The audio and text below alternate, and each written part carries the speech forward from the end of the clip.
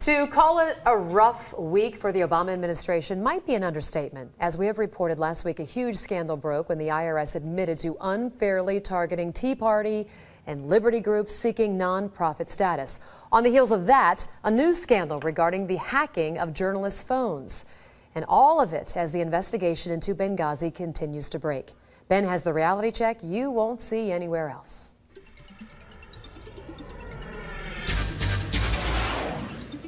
Well, we'll deal with Benghazi in a reality check tomorrow, but tonight, the IRS and a scandal for the Justice Department. It was Reality Check who broke the IRS story over a year ago when Tea Party groups here in Ohio and 6 other states claimed the agency was targeting them, almost 2 years after they applied for nonprofit status.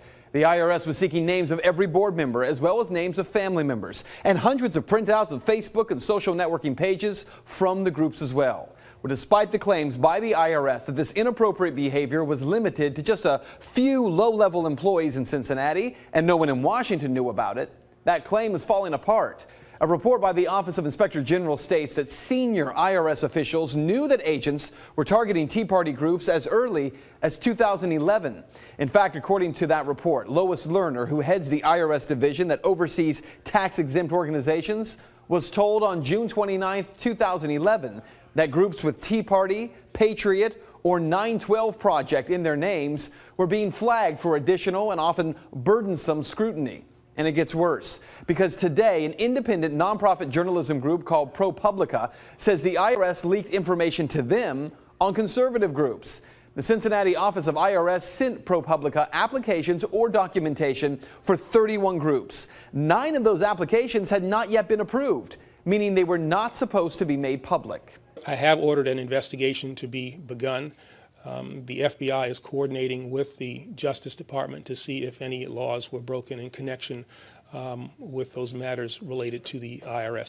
But Attorney General Eric Holder has his own separate scandal to deal with. Just days ago, the story broke that the Justice Department secretly obtained telephone records for more than 20 separate lines assigned to the Associated Press journalists and offices. The details here: the Justice Department secretly obtained 2 months worth of records, including cellular, office and home telephone records of individual reporters and an editor for the AP General Office, as well as numbers in Washington, New York, and Hartford, Connecticut, and the main number for AP reporters covering Congress.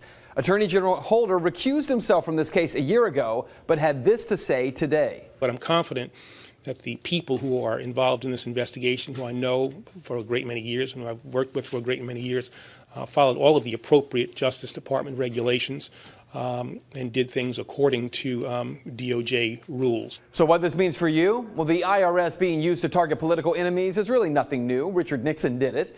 Or an administration going after leaks, also not new.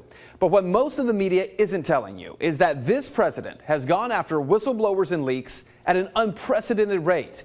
The New York Times reporting that President Obama has sought prosecution of whistleblowers more than every other president in history combined.